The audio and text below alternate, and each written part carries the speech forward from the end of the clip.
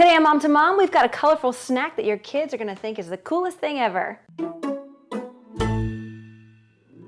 Today we're making rainbow grilled cheese. I mean, who doesn't love a good, colorful snack? The kids definitely think it's the coolest thing ever, and it's really easy to make. So basically, we're gonna start just like you would making a regular grilled cheese. I went with shredded sharp cheddar cheese, simply because we're gonna add some food coloring to it.